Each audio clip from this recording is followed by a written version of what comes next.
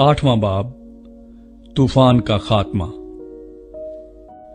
फिर खुदा ने नूह को और कुल जानदारों और कुल चौपायों को जो उसके साथ कश्ती में थे याद किया, और खुदा ने जमीन पर एक हवा चलाई और पानी रुक गया, और समुंदर के सोते और आसमान के दरीचे बंद किए गए, और आसमान से जो बारिश हो रही थी थम गई, और पानी जमीन पर से घटते घटते 150 दिन के बाद कम हुआ।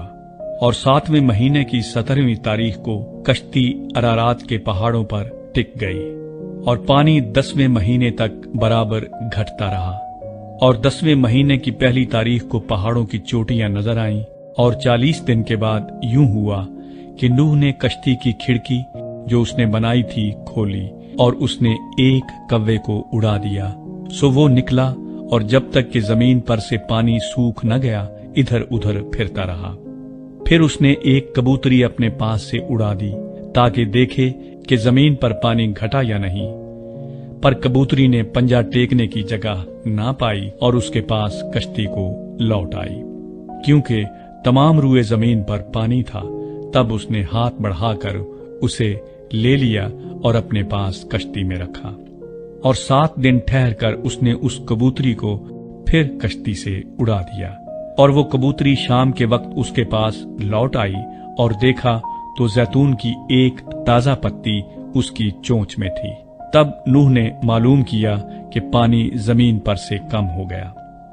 तब वो 7 दिन और ठहरा। इसके बाद फिर उस कबूतरी को उड़ाया, पर वो उसके पास फिर कभी न लौटी। और 600 पहले बरस के पहले महीने की पहली तारीख को यूं हुआ कि जमीन पर से पानी सूख गया, और नूह ने कश्ती की छत खोली और देखा कि जमीन की सतह सूख गई है। और दूसरे महीने की 27वीं तारीख को जमीन बिल्कुल सूख गई। तब खुदा ने नूह से कहा कि कश्ती से बाहर निकला, तू और तेरे साथ तेरी बीवी और तेरे बेटे और तेरे बेटों की बीवियां, और उन जानदारों को भी बाहर निकाल ला जो तेरे साथ हैं, क्या परिंदे, क्या चौपाए, क्या जमीन के रेंगने वाले जानदार, ताकि वो जमीन पर कसरत से बच्चे दें और बार बार हों और जमीन पर बढ़ जाएं।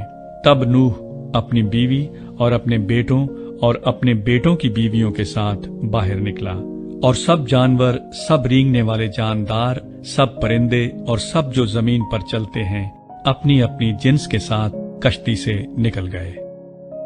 नूह कुर्बानी चढ़ाता है।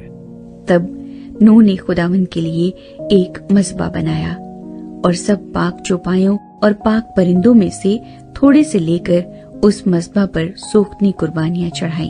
और खुदावंद ने उनकी राहत अंगेज खुशबू ली।